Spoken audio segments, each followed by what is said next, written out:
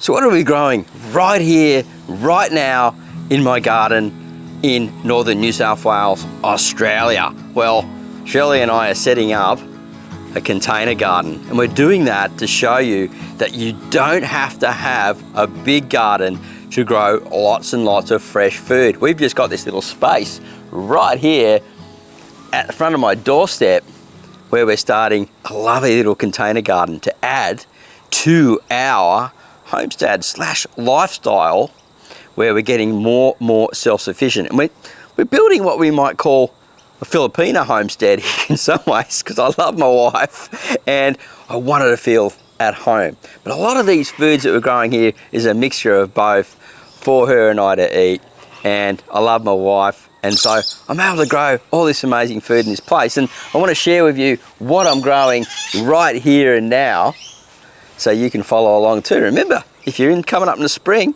a lot of these plants are going to be awesome for you too. So why and what are we growing here right at Marty's garden on the veranda? Well, it's not really a veranda, it's a step slash porch that you could imitate too. Now we get afternoon sun coming here. It gets quite hot at this time of year. We're right at the end of summer, and the stairs, they warm up because they're concrete. So in the winter time, it's going to hold a lot of heat and radiate it back through the night and keep the plants warm. So we can grow pretty much all year round right here on these steps. So what's the first plant that I'm going to show you? And it's a famous one of all that I believe every garden should have. Sweet basil, Genovese sweet basil. Now, there's a lot of hybrids now, and they grow like a larger leaf of these, and we've got a punnet here of smaller ones and a larger pot. Now this lot is pretty much ready to be harvested. We're going to make a pesto straight out of this. Now it goes to show that you can start them like this, grow them in a bigger pot like this. You can grow 2 big pots from this into this and create maybe 3 or 4 pestos, and what I like to call my Aussie pad kapow, which is a Australian slash Thai dish. Instead of using the Thai basil, I just use sweet basil. If you'd like to see that video and how I cook that, let me know in the comments box down below, or give me a thumbs up for it. If I get lots of thumbs ups for it, I will cook and show you how to make a super easy, Asian meal. Because we're doing a lot of Asian stuff here lately, because I said it's like a Filipino slash homestead. It's just going mental here at this place, but oh, I love it. Now, rosemary's going to play a big role on this part, and if you know Filipinos, they love to eat meat, and I think a lot of us like to eat meat, right? We're not vegetarian here in this house, but I have been a vegetarian once because I nearly married a vegan at one stage, and I'll tell you what, I was pretty hungry. But there we go. Look, one of the awesome ones for flavouring your food, and this grows really well. And there's a few different ones that you can get around the place. Now they grow more prostrate. I think I can't remember what they call it now, the ones that grow out sideways, the ones that grow tall and lanky. We got both of those. But this will go down quite well. And as you can see, it's just growing in a pot here. And yeah, great addition for the veranda slash step garden. And we'll use this a lot, and you can even take cuttings from it and keep growing on. So even though we bought this pot, we'll be able to grow on and on and on. It'll last for ages as long as I take care of it, and definitely worth every cent spent. Perpetual spinach. Now this is a great little plant because you can just keep harvesting from it quite regularly, and I just use the young leaves like in salads, and the bigger leaves I can throw right in at the end of some type of stir fry, or if I want to make a little pie, like I love my lentil pies, I throw this in right at the end just when it's nearly finished cooking, because it's going to get reheated in the oven, and then I've got some nice juicy greens. And this is going onto the steps as well, as I mentioned, and this is our leafy greens. And we've got some lettuce as well for salads, and tomatoes, and I'll show you them coming up because they're pretty cool varieties. So this tomato that we've got in the pot here, it's called a tomato health kick, and yeah, it's got a couple of little fruits on it already, if you can see them just there. I'll spin that around a little bit for you, give you a better look. Here we go, there it is, look, yum, yum, yummies. Great companion with the basil and with parsleys. Now this guy is going to be just growing in a container. It's going to grow to about 70 centimetres. So it's already around about 50 centimetres. We'll put it into a bigger pot. Now, it doesn't say whether it's indeterminate or determinate. So determinate tomatoes are short and stockier. You generally don't prune them. They just fill right out. Sometimes you need 1 or 2 little stakes, so we'll just put some tiny stakes in here, some bamboo stakes to hold it all together. Keep it flowering.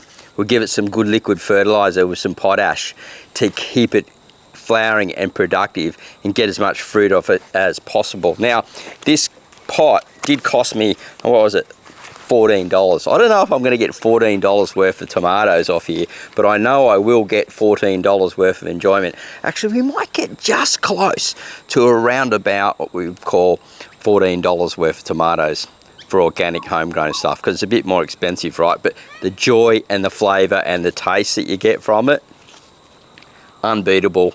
It's going on there. It'll get at least 4 hours sunlight there, but I will move it around the garden into a couple other spots to keep getting more light onto it, because they need at least 6 hours sunlight to really fruit up well. And I'm really looking forward to harvesting from this little girl. Now this tomato here is called the tomato lemon drop. Now it's a determinate tomato, 100% sure, that says it on the label. I think it's a Diggers Club one. Yeah, Diggers Club. And it's really good for late season and early season planting. And I found that the yellow cherry tomatoes here, so I've ordered some more seed, a different one, a little bit different to this. It's got a little tomato here as well. Will fruit right through, and these sprout really easy. So I just get a tomato, chop it in half and throw it in the ground, and these things come up again right through the whole winter. So we'll have tomatoes right through the whole season, which is really, really exciting. And the other one that I've got, the yellow one, I'm pretty sure is a determinate, so we'll be able to grow it along and over the vines and over the trellises and things, where this will sit below in the pot just in my front garden and provide us more tomatoes. So we're going to have red and yellow tomatoes to mix with our basil salads and lettuces and things like that. So yeah, gotta love that, right? So this is a cool little one, tomato lemon drop from Diggers Club. If you want to grow late season tomatoes, the yellow ones, look at those, really good for the cooler seasons. So this is a very interesting plant. It's called Vietnamese mint, and it's semi-aquatic. It needs a lot of water. It loves a good drink, and if you can sit it in sort of like a semi-shady spot in some water in a bowl and a dish, it grows really great. And you can just grow it from cutting, and it just throws a root. So easy, like kangkong, and you can just keep growing it. So it's one of those ones that you can give away to friends, and it's really, really awesome in wraps and stuff like that. So you just grab a couple of leaves, put it in your rice paper wraps, and boom, man, I'm telling you, this plant, it's sensational. I killed one a while ago because I just didn't keep the water up to it, and bought another one, and stoked that it's back in the family. Just love this, and I'm going to be growing this alongside my watercress this winter. So we've got a little watercress plant here. Now this was pretty good value. It was only about $2.50, I think, and I'll get a lot of food off this. And there's heaps of little plants in here if I wanted to pull it all out and start a whole new little garden with this guy. Now you can grow this like alongside your Vietnamese mint, as I just mentioned, because it loves a lot of water. It's sort of semi-aquatic as well. It grows along the side of riverbanks in shady sort of areas where the sun sort of spattles through.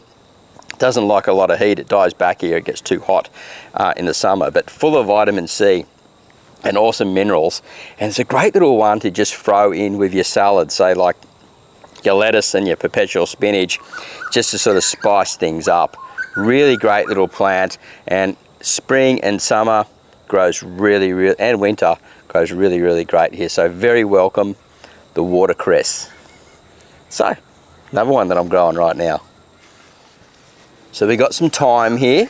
Now this one's a creeping thyme. I really like the creeping thyme, and it grows along and just throws little tiny roots off the bottom, and you can take little cuttings and things like that and grow more of it and sell them on and give them away as presents and all that type of stuff. And combined with other herbs, it's really awesome for flavouring meat. And stoked to have this one in here on our little veranda, and this will stay in this pot for quite some time yet. How's that? That's it. my first joke for for quite some time yet. That was actually sporadic, guys. All right, let's keep rolling. I've got another plant that I believe everyone needs to have in their herb garden, and Shirley said I need one more extra other than this one. So here it is. Yep, we just got a little tiny punnet of Afro. They call this Afro. Now, there's lots of different names for this type of parsley. Flat leaf parsley is another one. Have you got another name for it? Let me know in the comments box down below. Love to hear. Anyway, just it's great sharing what I'm growing now, because people can then go, oh, maybe I'll start some of these plants too for these reasons. So it's great to bring them out. Now, I only bought a little punnet of this. The other plants, you see, they're quite big pots. But these guys, they grow so fast. And you can also pick it out as little microgreens as you're planting it out. It can go straight into salads and things, along with the other greens I've been showing you, the fresh leaves. And you can make a really cool Italian meal out of this. You can actually just chop it up when it's big, really fine, and cook it with some garlic, throw in some olive oil at the end on your pasta and just mix it through. If you want to go a bit further, a bit of chili or something like that, and a bit of garlic powder. But that's how you do it. It's just, my Italian friend showed me, you just chop up the parsley really fine, you just chop up your garlic really fine, stir it in a bit of olive oil, and then put it onto your pasta, and then a bit more olive oil, salt and pepper, and boom, you've got a meal. Just straight from something like this and a bit of garlic. Really cool. If you want to see that one, let me know in the comments box down below. If I get more than 10 people say they want to see it, I will cook up that meal for you and show you, yeah, here at Marty's Garden, like our Filipina slash, what else do we call it? It's not the Filipina homestead, because we've got lots of food like this. They can't grow this in the Philippines, I don't think. Now, every garden isn't complete without some chili plants, right? And we've been growing some chilies here this season, let me tell you. I've been really getting into trialing them and testing them. I'm scared of some of them. They're so hot. Like when I was hitting them with the mortar and pestle, the juices from just the steam, the aroma, burnt my arms. So I don't know about this one. This one's called the Firecracker. I'm not a hugely experienced in growing chilies. I have grown them, but I'm learning more as I go. There's a nice little chili here as we speak. Just started out. Now it's a bit late in the season to start chilies, but this veranda gets really hot, and it'll let back the warmth through the night, through the stairs, and who knows, we might build a little greenhouse or something like that to put it in. I just love this one. Yeah, it's called the Chili Firecracker. 14 bucks it cost me. Now, it's probably a fair bit of money for something like this, but being that they grow for quite a few years, and if I take good care of it, it's going to produce over and over and over, and I'll collect the seed and grow more plants and give some away, maybe even sell a few. And so, yeah, I'll get my money back and the value back and the flavour back in the house with the Firecracker. Could love it. Cool name for this plant, right? So we'll carry on with the theme of what we're growing here at Marty's Garden going into the autumn and winter period.